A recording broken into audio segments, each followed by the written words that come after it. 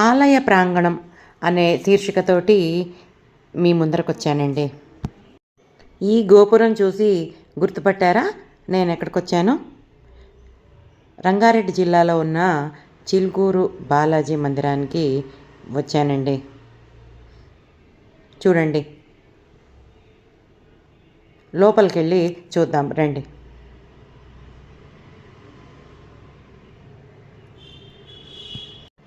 లోపలున్న దేవుణ్ణి చూద్దాం రండి. ధ్వజస్తంభం దగ్గరికి వచ్చాను, చూడండి.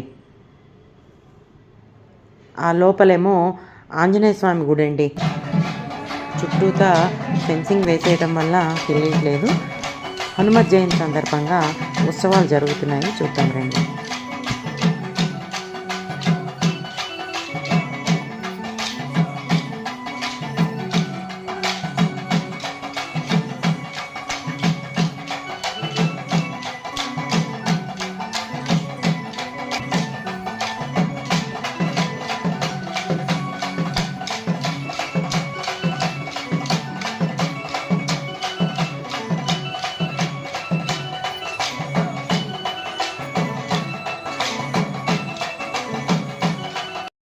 హనుమత్ జయంతితో పాటు బ్రహ్మోత్సవాలు కూడా చేస్తున్నారండి.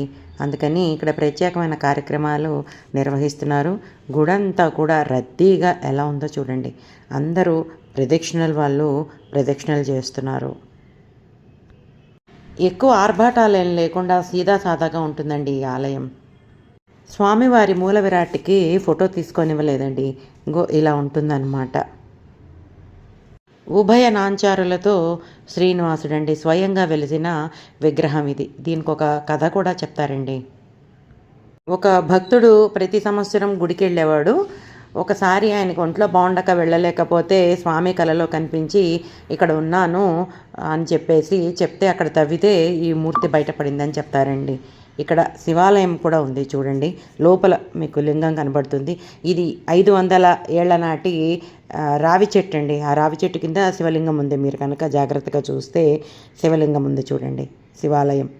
ఇక్కడ ప్రత్యేకత ఏంటంటేనండి, ఇదిగోనండి ఎంత పెద్ద రావి చెట్టో చూడండి. ఈ గుడికి 500 సంవత్సరాల ప్రత్యేకత ఉందండి.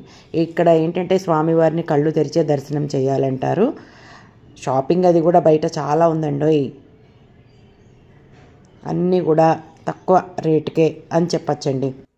ఎంతోమంది చిన్నకారు వర్తకులందరూ కూడా ఈ గుడి మీదే ఆధారపడతారండి. ఇక్కడికి వచ్చిన భక్తులందరూ ఇక్కడ షాపింగ్ చేస్తారు.